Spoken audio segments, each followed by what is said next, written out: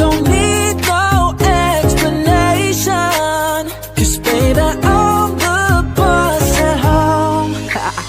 I ain't gotta go to work, work, work, work, work, work, work. But I gotta put in work, work, work, work, work, work, work. I ain't gotta go to work, work, work, work, work, work, work. Let your body do the work, work, work, work, work, work.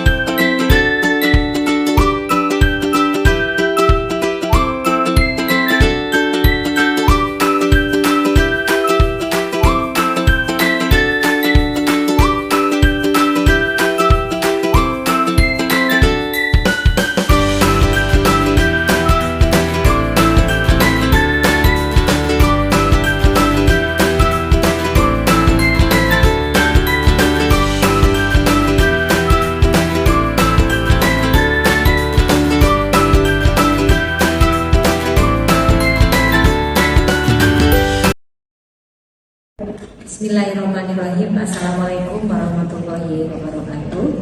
Selamat siang, kembali kita bersama di perkuliahan strategi pembelajaran.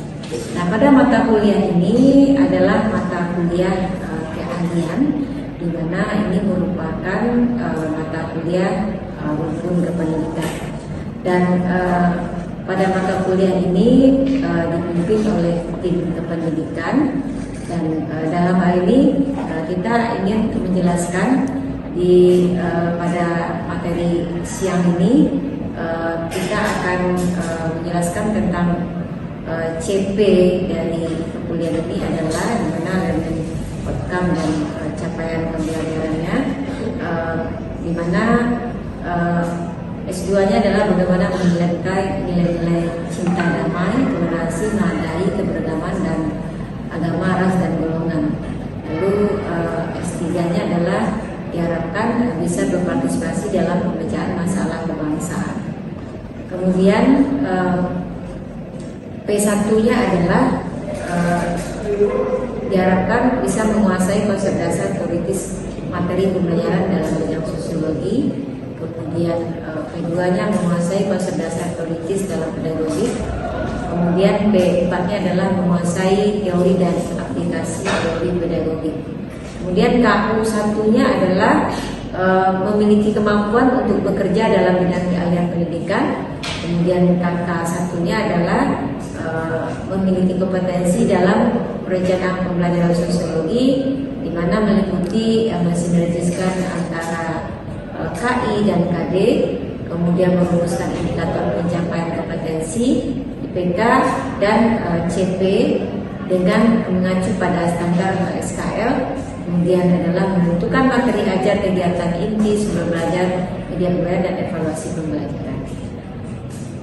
Lalu yang menjadi capaian dari pembelajaran mata kuliah ini adalah di mana CPMKI 1-nya adalah diharapkan mampu menjelaskan konsep strategi pembelajaran sosiologi dan menjelaskan kaitannya dengan pendekatan, strategi, metode, dan model pembelajaran.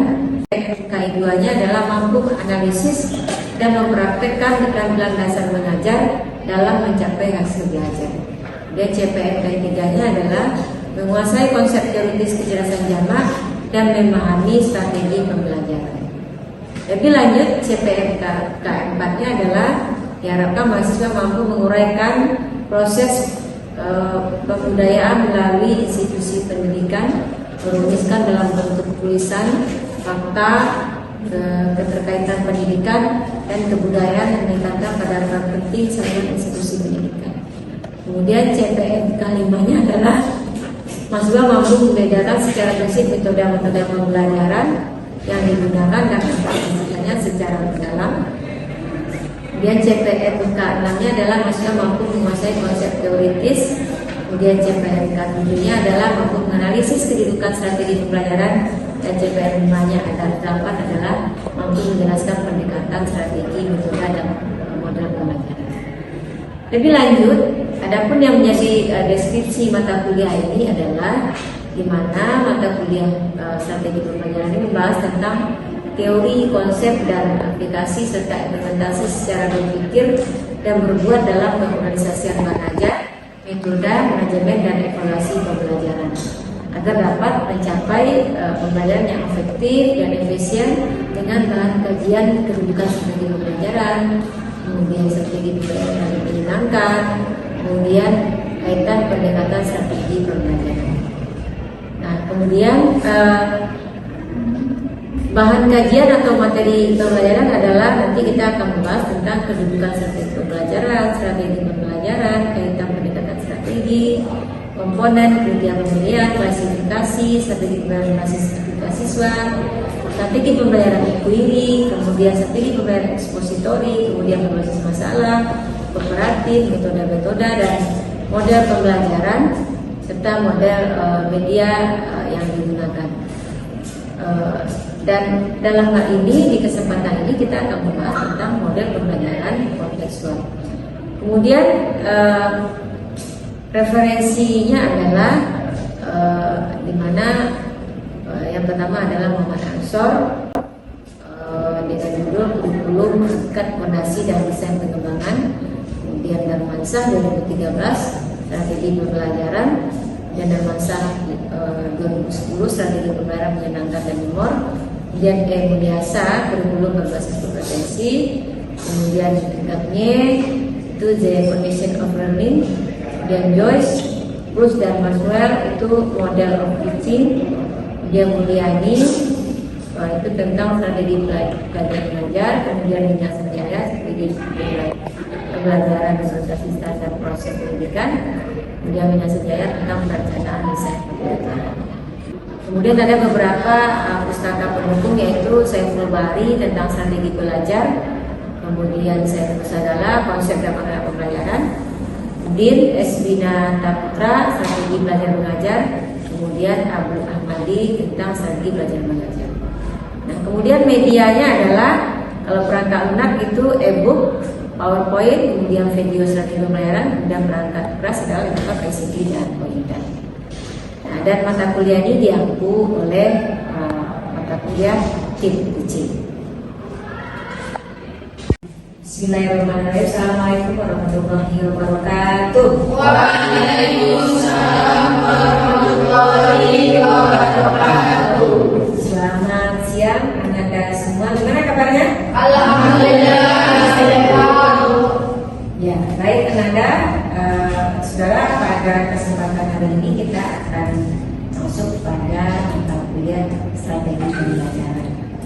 Nah, saudara, mata kuliah ini adalah mata kuliah kependidikan, di mana ini merupakan lanjutan dari mata kuliah pendidikan sebelumnya. Jadi Anda selama ini sudah belajar tentang dasar pendidikan, Anda sudah belajar tentang psikologi pendidikan, Anda sudah belajar tentang telah kurikulum. Nah, maka kemudian sekarang ini adalah strategi pembelajaran. Jadi fondasi dan dasar-dasarnya itu dari mata kuliah pendidikan yang sebelumnya Anda ambil. Nah, saudara, pada kesempatan hari ini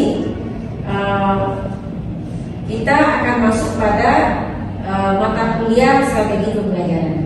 Nah, seperti yang kita ketahui beberapa minggu lalu kita sudah membahas tentang apa itu strategi, kemudian apa itu keterampilan dasar mengajar, kemudian seperti apa gaya belajar, ya kan?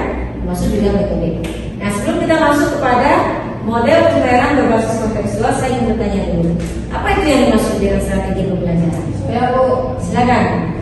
strategi pembelajaran itu adalah merupakan suatu cara, metode maupun siasat yang dilakukan oleh peserta didik untuk bisa mendapatkan suatu pembelajaran, baik itu pembelajaran secara individu maupun kelompok. Iya, Itu.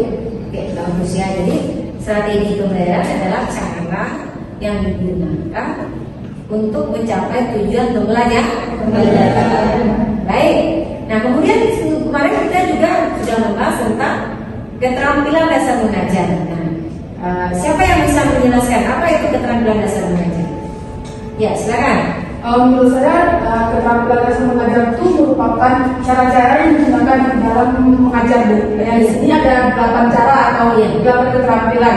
Yang mana yaitu keterampilan bertanya, keterampilan memberi penguatan, keterampilan mengadakan variasi, keterampilan menjelaskan, keterampilan membuka dan menutup pembelajaran, keterampilan memimpin diskusi, keterampilan mengelola kelas, keterampilan mengajar kelompok kecil dan perorangan. Ya, bagus sekali terus semuanya ya.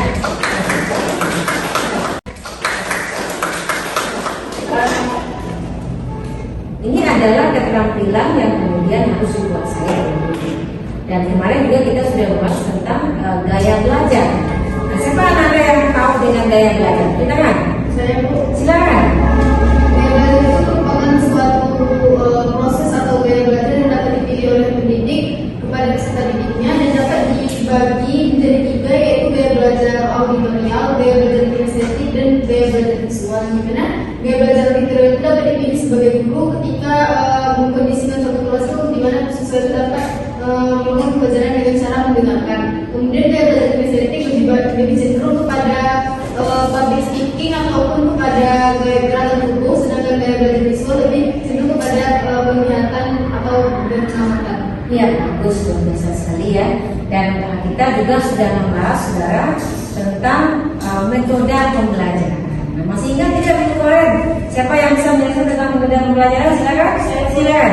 Seperti yang kita ketahui, metode pembelajaran itu terbagi menjadi 8. Yang pertama adalah metode Isama, terus metode diskusi, metode eksperimen, metode kerja kelompok, metode berbasis proyek, metode resitasi, metode model, dan metode tanya jawab. Oke, luar biasa. Jadi anak-anak semua itu adalah materi dalam strategi pembelajaran yang wajib kita pahami, dan nanti actionnya adalah di.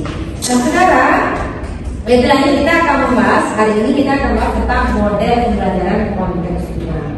Nah, saudara, seperti yang kita ketahui bahwa dalam strategi pembelajaran itu kemarin kita kan sudah membahas bahwa ada namanya strategi pendekatan, ada strategi, ada metode, ada teknik, ada praktik, ada kemudian ini kita masuk pada model. Nah, saudara, apa itu yang masuk dengan model? Model adalah seperti yang kita ketahui bahwa misalnya ini Anda semua kan semuanya pakai jilbab nih, ya kan? Nah, ini namanya semuanya jilbab, saudara. Cuma itu orang memakainya beda-beda, ya kan? Nah, ini kalau seperti ini model juga, jilbab juga namanya. Ini model juga, mungkin ini namanya pasmina, ya kan? Kalau ini lain lagi namanya kan? Nah, semuanya masih namanya jilbab nggak? Iya. Tapi model-modelnya berbeda. Jadi kalau begitu apa itu yang maksudnya model? Ada yang bisa menjawab? Apa itu yang maksudnya model? Nah, model adalah cara pandang atau sudut pandang seseorang terhadap sesuatu peristiwa. Nah, kalau dalam pembelajaran tentu juga ada model, saudara. Misalnya, ya kan, ada seperti yang kita bahas sekarang adalah model pembelajaran contextual learning. Nah, kenapa kemudian kita harus membahas pembelajaran contextual learning? Nah, saudara sekalian, seperti yang kita ketahui bahwa pada dasarnya materi itu kan lebih banyak dalam buku ya. Nah, yang dalam buku itu namanya adalah pembelajaran secara tekstual. Tekstual itu apa yang ditulis dalam buku gitu. Tetapi kalau secara kontekstual itu adalah pembelajaran ini yang berpusat kepada siswa. Yang aktif adalah siswa. Jadi pembelajaran itu yang kontekstual itu adalah yang dilihat oleh siswa, yang dirasakan oleh siswa, yang dilakukan oleh siswa, dan bahkan itu didengar oleh siswa. Nah, saudara, mari kita lihat. Jadi yang dimaksud dengan model pembelajaran kontekstual itu adalah merupakan konsep belajar yang beranggapan bahwa anak akan belajar lebih baik jika lingkungan diciptakan secara dunia, sehingga belajar akan lebih bermakna bagi siswa. Nah, apa maksudnya, saudara? Bagaimana kemudian di setiap pembelajaran kita itu memang sesuatu yang memang dekat dengan siswa. Misalnya begini, Anda mengajarkan tentang stratifikasi sosial, ya kan? Kalau dalam buku dicontohkan di Bali kan, ada Waisa lagi, Satria lagi, Surga, Rama dan sebagainya, ya kan? Itu dalam buku. Tapi kalau kita mengajar di Minangkabau, di Padang, kira-kira cocok nggak contoh di Bali itu kita contohkan? Tidak cocok. Maka contoh-contohnya itu harus contoh-contoh yang memang yang berdasarkan tempat siswa kita. Kalau kita belajar di Padang, misalnya di Pariaman, siapa yang orang Pariaman di situ juga kan? Ya, bagus. Nah, kita bicara tentang sertifikasi misalnya. Tentu kita tanya misalnya kan, kalau Anda, saudara itu bapaknya gelarnya apa? Oh, gelar saya, ayahnya saya Siti. Cidi, tepuk tangan untuk yang sudah Cidi. Itu ada lagi misalnya, pasti ada lagi teman yang gelarnya Bagindo, ya kan? Ada lagi apa lagi? Apa lagi? Iya, kayu Rajo ada ya. Ini orang Palembang nggak ada ya. Jadi artinya kalau di Minangkabau, ya kan? Cuma ada tadi bapaknya bagi dulu CD, sultan, ya kan? Nah, jadi ini kan bentuk sertifikasi yang ada di daerah kita. Nah, kalau begitu pasti kita akan tahu kalau begitu apa itu yang dimaksud dengan sertifikasi. Pasti kita akan lebih mudah dibandingkan kita hanya yang contoh dalam buku. Coba Anda coba jelaskan apa itu sertifikasi. Nah, menurut dari pemahaman saya, stratifikasi itu adalah perbedaan kelas dari kelas atas dengan maupun kelas bawah. Ya, bagus ya. Artinya apa? Anda semua. Nah, ini kan artinya kalau misalnya materi itu dijelaskan oleh apa yang dilihat oleh siswa, yang dirasakan oleh siswa, dia akan mudah memberikan pengertian, ya kan? Dia tidak lagi dengan bahasa-bahasa buku. Sama dengan kita bicara tentang mobilitas sosial misalnya kan. Nah, mobilitas sosial misalnya saya bisa yang mobilitas sosial yang lain itu seperti apa katanya? Bapak kamu kerjanya apa misalnya kan?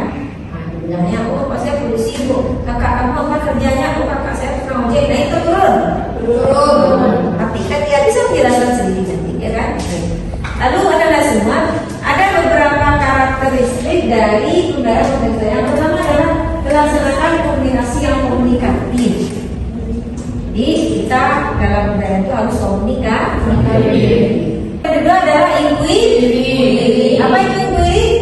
Proses pembelajaran berdasarkan proses pencarian penemuan melalui proses berpikir, ya, baik itu secara sistematis, kemudian proses pemindahan dari kata-kata menjadi pemahaman. Jadi artinya apa yang dibilang oleh teman-teman yang karyawan tadi misalnya dia kan mengamati tuh apa yang di sekitarnya dia, apa yang mendengarnya dia, nanti lama-lama dia akan mudah lebih paham. Kemudian selanjutnya adalah prinsip learning community, yaitu pembelajaran yang didapat dari berkolaborasi dengan orang lain. Jadi artinya apa? Pembelajaran yang dapat dari kolaborasi itu apa artinya? Kerjasama dengan orang lain. Oke. Lalu selanjutnya kita masuk dengan kepada prinsip-prinsip pembelajaran kontekstual.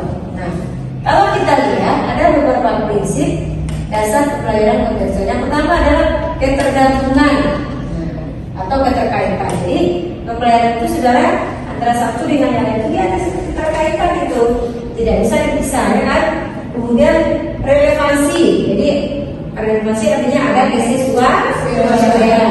Kemudian lagi adalah hendaknya ada kaitannya dengan bekal pengetahuan yang telah dimiliki.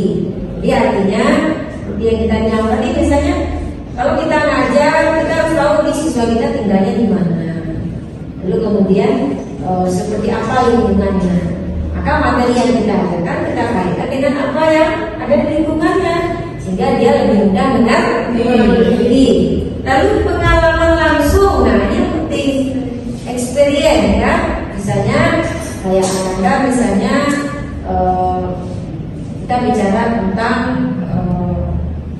peraturan atau misalnya tentang disiplin ya, atau peraturan lalu lintas. Nanti kan bisa kita tanya ketika dia bertemu lampu merah, kira-kira itu kalau berhenti kira-kira lampu apa yang hidup misalnya kan? Kalau ketika jalan lampu apa yang hidup ya kan? Jadi artinya adalah semua bahwa dalam pembelajaran kontekstual itu harus berdasarkan pengalaman yang sehingga benar kan mengerti.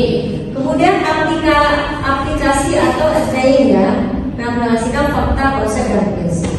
Dan yang jangan lupa adalah transferring, ya. Nah, oke, lanjut.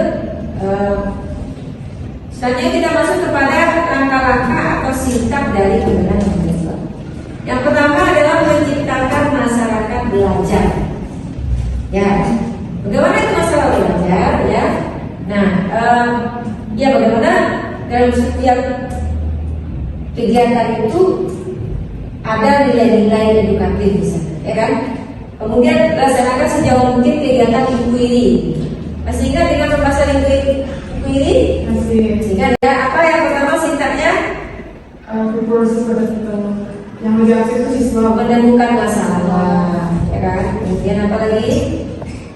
Ya itu masih dengan student center, ya kan? dia mengumpulkan data, ya kan? Kemudian menguji membuat hipotesis, lalu menguji hipotesis.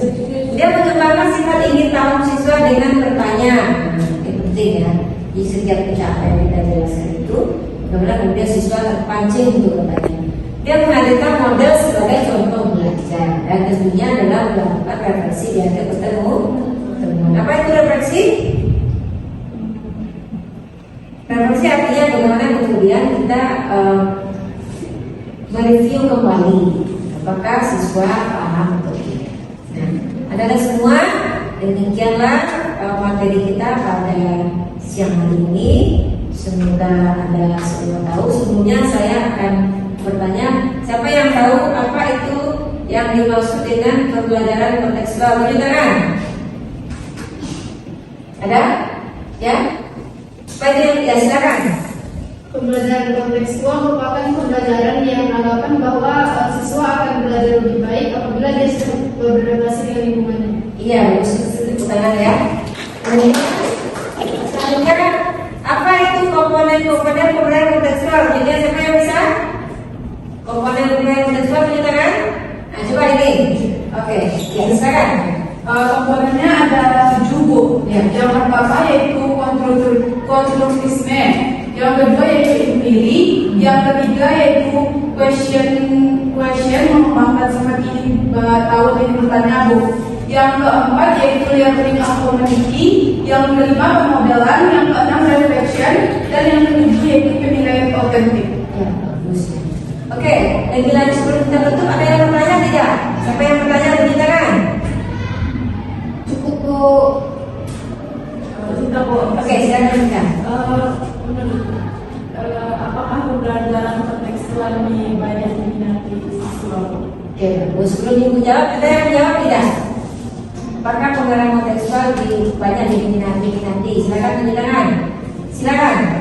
Kalau menurut saya sih tergantung siswa itu bagaimana dia bisa untuk mengatasi pembelajaran dan proses pembelajaran yang ada, sehingga dengan adanya satu proses pembelajaran itu membuat siswa itu nyaman dengan keadaan kondisi maupun lingkungan yang ada di sekitarnya.